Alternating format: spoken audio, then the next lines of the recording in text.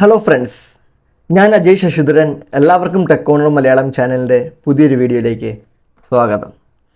ഇന്ന് നമ്മൾ നോക്കുന്നത്, നിങ്ങളെല്ലാവരും ശ്രദ്ധിച്ചിട്ടുണ്ടാവാം, നമ്മളിപ്പോൾ ഏതൊരു ഇലക്ട്രോണിക്സ് എടുത്തു നോക്കിയാലും, അതിപ്പോൾ ഒരു ബോർഡായിക്കോട്ടെ, ഒരു ലോജിക് ബോർഡായാലും അല്ലെങ്കിൽ ഒരു PCB ആണെങ്കിലും എന്തെടുത്ത് നോക്കിയാലും അതിൽ നമ്മൾ യൂസ് ചെയ്യുന്നത് DC, അതായത് ഡയറക്റ്റ് കറണ്ടാണ്. അല്ലാതെ ഒരു AC, നമ്മുടെ വീട്ടിലേക്ക് വരുന്ന ആ ഒരു AC സപ്ലൈ ഡയറക്റ്റായിട്ട് അതല്ല നമ്മുടെ ഒരു ബോർഡിൽ കൂടെയൊക്കെ ഓടുന്നത്. അപ്പോൾ എന്തുകൊണ്ടാണ് നമ്മുടെ വീട്ടിൽ AC വരുന്നതാണ് എങ്കിൽ പിന്നെ നമ്മുടെ ബോർഡുകളൊക്കെ AC തന്നെ ഡിസൈൻ ചെയ്താൽ എത്രയോടെ എളുപ്പമായിരിക്കില്ലേ?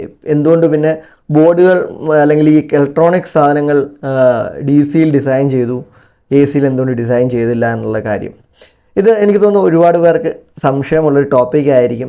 ഇതിൻ്റെ ഒരു അല്ലെങ്കിൽ ചിലപ്പോൾ ചിന്തിച്ചിട്ടുപോലും ഉണ്ടാവില്ല ഇത് എന്തുകൊണ്ടാണ് അങ്ങനെയുള്ള രീതിയിൽ, അല്ലെങ്കിൽ അതിനെപ്പറ്റി കൂടുതൽ അറിയാൻ നോക്കിയിട്ടും ഉണ്ടാവില്ല. പക്ഷേ എനിക്ക് തോന്നുന്നു ഇതൊരു നല്ലൊരു അറിവായിരിക്കുമെന്ന് തോന്നി, നല്ലൊരു കണ്ടൻ്റ് ആണെന്നും തോന്നി. അതുകൊണ്ടാണ് നമ്മൾ ഇന്ന് ഈ വീഡിയോയുമായിട്ട് വന്നിരിക്കുന്നത്. അപ്പോൾ തീർച്ചയായിട്ടും നല്ലൊരു ഇൻട്രസ്റ്റിംഗ് ടോപ്പിക്കാണ്, നിങ്ങൾക്ക് നല്ല രീതിയിൽ മനസ്സിലാകുമെന്നും വിശ്വസിക്കുന്നു. അപ്പോൾ നമുക്ക് വീഡിയോയിലേക്ക് പോവാം. അപ്പോൾ വീഡിയോയിലേക്ക് പോകുന്നതിന് മുമ്പ് തീർച്ചയായിട്ടും നമ്മുടെ ചാനൽ സബ്സ്ക്രൈബ് ചെയ്യണം, സപ്പോർട്ട് ചെയ്യണം. കൂടാതെ നമ്മളൊരു ഇംഗ്ലീഷ് ചാനൽ കൂടെ തുടങ്ങിയിട്ടുണ്ട്, ടെക് കോർണർ ഇംഗ്ലീഷ് എന്ന പേരിൽ. തീർച്ചയായിട്ടും ആ ചാനൽ കൂടെ സബ്സ്ക്രൈബ് ചെയ്ത് സപ്പോർട്ട് ചെയ്യണം. അപ്പോൾ നമുക്ക് ഇനിയും വീഡിയോയിലേക്ക് പോകാം. നമ്മൾ നോക്കുന്നത് അത് തന്നെയാണ്, എന്തുകൊണ്ട് DC is used in electronic circuits instead of AC. അത് തന്നെയാണ് നമ്മുടെ സ്ലൈഡിലും പറയുന്നത്. അപ്പോൾ നമ്മൾ അതാണ് നോക്കാൻ പോകുന്നത്. അപ്പം DC AC എന്താണ് എന്നുള്ള കാര്യത്തിൽ നമ്മൾ ഓൾറെഡി വീഡിയോ ചെയ്തിട്ടുണ്ട്. എന്താണ് വ്യത്യാസം എന്നുള്ള ഡീറ്റെയിൽ ഒരു 10 മിനിറ്റോളം അടങ്ങുന്ന ഒരു ലെങ്തിയുള്ള ഒരു വീഡിയോ. തീർച്ചയായിട്ടും നിങ്ങൾക്ക് ACയും ഓൾട്ടർനേറ്റിംഗ് കറണ്ടും ഡയറക്റ്റ് കറണ്ടും തമ്മിലുള്ള വ്യത്യാസം അറിയണമെന്നുണ്ടെങ്കിൽ തീർച്ചയായിട്ടും ആ വീഡിയോസ് തീർച്ചയായും കയറി കാണേണ്ടതാണ്. എങ്കിലും ഡയറക്റ്റ് കറണ്ട് സിമ്പിളായിട്ട് പറഞ്ഞു കഴിഞ്ഞാൽ ഒരു ടൈപ്പ് ഓഫ് ഇലക്ട്രിക്കൽ കറണ്ടാണ്. അതിൻ്റെ മെയിൻ ഗുണമെന്ന് വെച്ച് കഴിഞ്ഞാൽ അതൊരു സിംഗിൾ ഡിറക്ഷനിലാണ്, ഒരു സ്ട്രേറ്റ് ലൈൻ പോലെയാണ് അത് പാസ് ചെയ്യുക. അല്ലാതെ അതിനൊരു എന്താ പറയുക, ഇങ്ങനൊരു സൈനസോയിഡൽ വേവോ അല്ലെങ്കിൽ സ്ട്രേറ്റ് ലൈൻ രീതിയിലാണ് അതിൻ്റെ ഒരു ഫ്ലോ എന്ന് പറയുന്നത്. അപ്പോൾ അത് തന്നെയാണ് അതിൻ്റെ ഏറ്റവും വലിയ അഡ്വാൻറ്റേജ്. അതായത് കോൺസ്റ്റൻറ്റ് വോൾട്ടേജ് ലെവൽ എപ്പോഴും അത് മെയിൻറ്റെയിൻ ചെയ്യുന്നുണ്ട് എന്നുള്ള കാര്യം. അതേസമയം AC എന്ന് പറഞ്ഞു കഴിഞ്ഞാൽ ഓൾട്ടർനേറ്റിംഗ് കറണ്ട് എന്ന് പറഞ്ഞാൽ ഓൾട്ടർനേറ്റിംഗ് ആണ്. അതായത് അതിങ്ങനെ നമുക്കറിയാം ഒരു പോലെ സൈനസോയിഡൽ വേവ് പോലെയാണ് പോകുന്നത്. അതായത് പ്ലസ് പോസിറ്റീവ് ഫേസിൽ കൂടെ പോകും, നെഗറ്റീവ് ഫേസിൽ കൂടെ പോകും, ഇങ്ങനെ ഒരു സൈനസോയിഡൽ വേവ് പോലെയാണ് നമ്മുടെ ഒരു AC ഒരു കറണ്ട് പോകുന്നത്. അത് തന്നെയാണ്. അപ്പോൾ അതുകൊണ്ട് തന്നെ ഒരു ഫ്ലക്ച്വേറ്റിംഗ് വോൾട്ടേജ് ലെവലാണ് അവിടെ ഉണ്ടാകുന്നത്. അപ്പോൾ ഇതാണ് ഇതിൻ്റെ തമ്മിലുള്ള ബേസിക് ആയിട്ടുള്ള ഡിഫറൻസ് എന്ന് പറയുന്നത്. അപ്പോൾ അതിനെപ്പറ്റി തന്നെയാണ്. അതിപ്പോൾ ഇലക്ട്രിസിറ്റി നമുക്കറിയാം എന്തുമാത്രം ഇന്ന് നമ്മൾ ഡിപ്പെൻഡൻ്റ് ആണ് വൈദ്യുതിയുമായിട്ട്. വൈദ്യുതി ഇല്ല എങ്കിൽ എന്തൊക്കെ ബുദ്ധിമുട്ടുണ്ട് എന്നുള്ള കാര്യത്തിലൊക്കെ നമുക്ക് ഒരു സംശയമില്ലാത്ത കാര്യമാണ്. അപ്പോൾ അത് തന്നെയാണ് ഒന്നുകൂടെ ക്ലിയർ ആയിട്ട് പറയുന്നതേ ഉള്ളൂ. ഇപ്പോൾ നിങ്ങൾ ഈ ഒരു ഇമേജ് നോക്കിയാൽ തന്നെ കാണാം,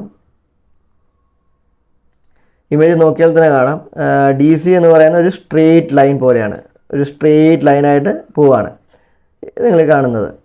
അതേസമയം ഓൾട്ടർനേറ്റിംഗ് കറണ്ട് എന്ന് പറയുന്നത് ഒരു സൈനസോയിഡൽ വേവ്, അതായത് പ്ലസ്സിൽ പോകുന്നു, ഒരു പീക്ക് ലെവലെത്തുന്നു, താഴ്ന്നു വരുന്നു, പിന്നെ മൈനസിൽ വരുന്നു. സോ സമയം അനുസരിച്ചിട്ട് നോക്കുമ്പോൾ അത് വ്യത്യാസം വന്നുകൊണ്ടേയിരിക്കുന്ന ഒരു രീതിയാണ്, ഗ്രാഫാണ്. അപ്പോൾ അത് തന്നെയാണ് ഇവിടെ പറയുന്നത്. DC വൺ ഡയറക്ഷനിലും കോൺസ്റ്റൻറ്റ് വോൾട്ടേജ് ലെവലും ആണെങ്കിൽ ഓൾട്ടർനേറ്റിംഗ് കറണ്ട് പീരിയോഡിക്കലി ആണ് വോൾട്ടേജ് ലെവൽ സൈനസോയിഡലി വേരി ചെയ്യുന്നുണ്ടെന്നുള്ള കാര്യമാണ് ഇവിടെ പറയുന്നത്.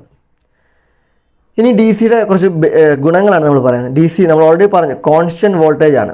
DC delivers A consistent voltage. അപ്പോൾ അതാണ് ഒരു ഇലക്ട്രോണിക് ഡിവൈസസിൽ ACക്ക് ഉപരിയായിട്ട്, AC എന്ന് പറഞ്ഞാൽ നമ്മളറിയാം വേരിയേഷൻ ഉള്ളതാണ്. അപ്പോൾ അത് ഒരു ഇലക്ട്രോണിക് സർക്യൂട്ടിൽ ഇപ്പോൾ നമ്മൾ എക്സാമ്പിൾ പറയുകയാണെങ്കിൽ ഡയോഡ് ആണെങ്കിലും റെസിസ്റ്റർ ആണെങ്കിലും കപ്പാസിറ്റർ ആണെങ്കിലും അവിടെ നമ്മളൊരു ഒരു AC കൊടുക്കുകയാണെങ്കിൽ അത് ആ കമ്പോണൻറ്റ് പ്രോപ്പറായി പ്രവർത്തിക്കാൻ സാധിക്കില്ല. ഒട്ടുമിക്ക നമ്മുടെ കമ്പോണൻസും, അതായത് ഒരു ബേസിക് ഇലക്ട്രിക്കൽ അല്ലെങ്കിൽ ഇലക്ട്രോണിക്സ് കമ്പോണൻസും DCയിൽ വർക്ക് ചെയ്യുന്ന രീതിയിലാണ് അതിൻ്റെ ഒരു പ്രവർത്തന രീതി എന്ന് പറയുന്നത്. അപ്പോൾ അതുകൊണ്ട് തന്നെ DCയുടെ ഈ ഒരു കോൺസ്റ്റൻറ്റ് വോൾട്ടേജ് എന്നൊരു സവിശേഷതയാണ് നമ്മൾ ബേസിക്കായിട്ട് ഇലക്ട്രോണിക് കമ്പോണൻസിൽ ഉപയോഗിക്കുന്നതും. അതുകൊണ്ട് തന്നെ ആ ഇലക്ട്രോണിക് സർക്യൂട്ട്സിലും നമ്മൾ DC പ്രിഫർ ചെയ്യുന്നതും.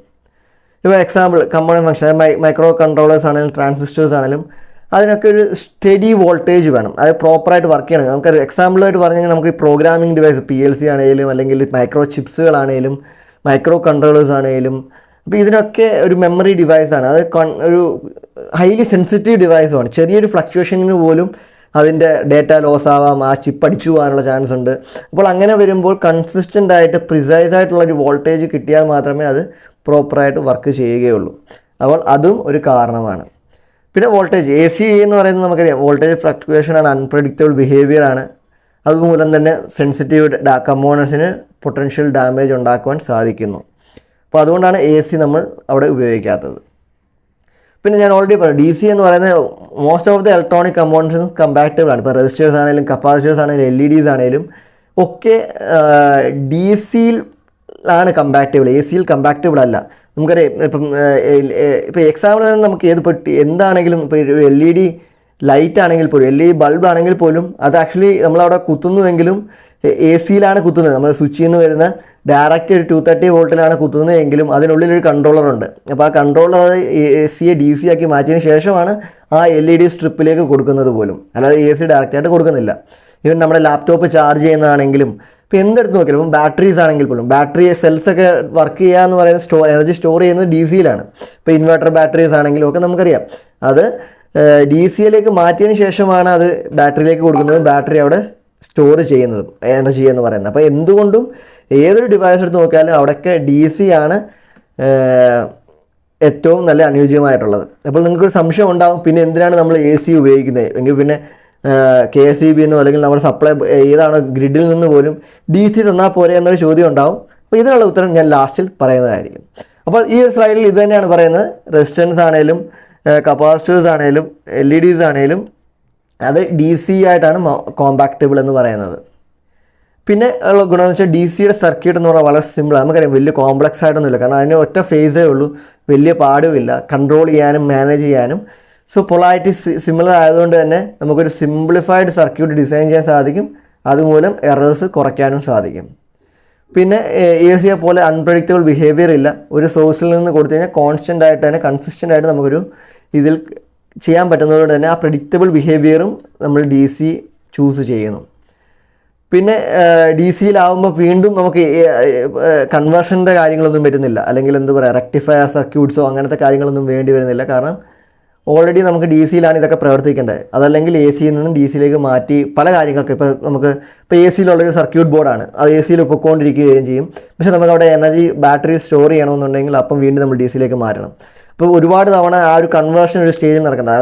അതിനും ഏറ്റവും നല്ല അനുയോജ്യമായിട്ടാണ്, അതായത് PCBക്ക് അല്ലെങ്കിൽ ബോർഡിനോ അല്ലെങ്കിൽ ഡിവൈസസിന് മുമ്പിൽ തന്നെ ആ ഒരു എ സി ആണെങ്കിൽ എ സി ഡി സി ആക്കി മാറ്റിയ ശേഷം കംപ്ലീറ്റ്ലി ഡി സി ആയിട്ട് കൺട്രോൾ ചെയ്യുന്നു എന്നുള്ളതും വളരെ ഒരു ഇമ്പോർട്ടൻ്റ് ആയിട്ടുള്ളൊരു കാര്യമാണ്.